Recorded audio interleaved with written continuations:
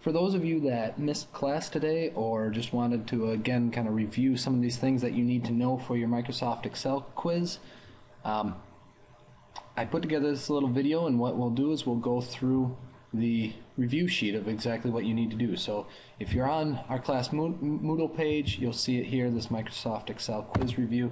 If you click that, you'll see a list of things that you need to know. I'd also suggest opening up a blank Excel spreadsheet because we'll kind of go through and illustrate each of those things that you need to know. Alright, so the first thing you need to know is how to merge and center cells. This is really just kind of to make things look nice. We've done this on a few projects, but if I'm going to do a spreadsheet that looks at NFL stats, for instance, I might want my title, NFL stats, to kind of spread out over top of through a few cells. So on your home tab right in the middle, merge and center, all that does is create one cell where you used to have 6 or 7 cells. So you just highlighted your cells, click merge and center, and you made it all into one cell. We'll come back to this change cell format. The next thing then is change cell style, background color, font style, etc. This is very similar to any other program. We can change our font, make it bold, we can change its size, we can change the font color. I'm going to make it, let's see, let's do a blue, and then you can change with that paint bucket, you can change the background. I'll do blue and silver, we'll call it the Lions colors. So just a couple things to make your spreadsheet look a little bit nicer. You also need to know, or at least should know, how to delete or insert rows in case you forgot something. Maybe I wanted my name above NFL stats, so if I right click on row 1 and go insert, I can go put my name in there. Wow, I can't type it. Or if I go, actually I don't want that row in there, same thing, just right click and delete, and that deletes the whole row. And it won't mess up any of your formulas. The next step here is retrieving data from the web, and this is the big one. For this, you will not, and I emphasize not, go to Internet Explorer, you will not go to Mozilla Firefox, you will not go to Google Chrome, you will not go to Safari, you will not use any internet browser. You will go to the Data tab within Excel, and you'll get data from the web. When you click on that, it opens up this basically a web browser, and I will give you, of course, for the quiz where you want to go to get your stats. And you go to the web page, you might get a couple error messages about running scripts. Just go ahead and click yes until you get through that. And when you get to a web page, you got to finish waiting for this to load here. Oh yeah, here's an error. Do I want to continue running scripts? Yeah, that's fine. When you get to that web page, you'll see these little yellow arrows. And of course, I'm probably going to want to take all this data here. So if I click on this little yellow arrow, comes a green check mark, and I click import.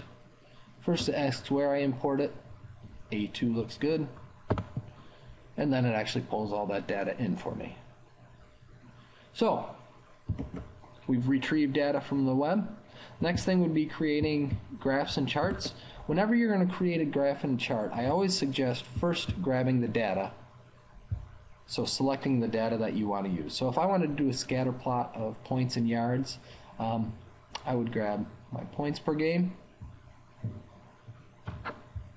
I would come back up to the top. Now I press Control and select my yards per game. Once I've got both those selected, I'll go Insert, and in this case I'm going to do a scatter plot, and look at that, I've got a nice graph. If your graph does not look the way you want it to, delete it, try it again. If it still doesn't look the way you want it to, delete it and try it again. I think it's easier sometimes to just delete and start over than it is to try correct what was wrong. Alright, then if you need to put a best fit line and an equation in there, or if you're doing a different type of graph, if you're doing a pie chart, oftentimes the the style, the layout that you want will be one of these default settings. In this case, I want one with a best fit line, so that little f of x there says, oh yep, best fit line, and so it puts that in there. The other way would be to go to my layout, add a trend line, do more trend line options, because then I can do linear and it's got this option to display the equation on the chart. Looks good. Of course, you also have to make sure you've labeled your axes and you have a chart title on there. If you don't have those things, you're going to need to add those. So let's see, my x-axis is points. So I change that, and then I would put in my vertical axis, which we're going to call yards. Nice little scatter plot showing all the different teams' yards and points per game. I'm going to move that out of my way for now. Let's get back to our things we need to know. Next is creating and copying simple math equations. You know, on my spreadsheet here, I've got number of games and yards per game, but I don't have total yards anywhere. So I might want to quickly calculate that. If I do equals number of games times my yards per game, so I did C3 times G3, it'll calculate it, and then I can copy and drag that formula all the way down. Remember, of course, that you need to grab that bottom right corner of the cell in order for it to copy that formula down for you. So that's simple math problems. We also have a bunch of functions that I want you to know. And most of these act the same way. But when I ask you them on the quiz, I want you to use the function. So maybe I want to add up what the total yardage for all these teams is. So I would do equals sum, parenthesis, choose my data, and then go ahead and hit enter. And it looks like 72,925. And it works the same way for average, it works the same way for median, works the same way for mode, works the same way for minimum and maximum as well. So if I wanted to find out what the, I don't know, maximum, what's the most total yards for a team, yeah, just do max, choose my data, and it will tell me that the highest number is 3,052. So again, on your quiz, make sure you are using the functions. Don't just type in 3052.7. If I ask you what's the greatest, use that max formula to quickly figure it out for you. That leaves us then with our last two, count if and if. Those are maybe our trickier ones. So let's say I wanted to have a column here that said whether an offense was a good offense or a bad offense. So I'm going to say if equals if, this is my formula, if yards per game is greater than 350, then I want it to say good. Otherwise, I want it to say bad. So let's kind of review that if statement really quick. The first part of that if statement equals if, that tells the computer I'm calculating something. And then I'm going to check something. In this case, I'm checking if my yards per game, I clicked on G3, if that is greater than 350. If that's the case, I put a comma in, then it's going to say good in this column. Otherwise, that's that next column, it's going to say bad. And because I'm using words, I have to put it in quotation marks. So I'm going to close the parentheses there, and lo and behold, look what it did. It said, well, 436 is greater than 350, so I'm going to put bad. And if I copy that formula down,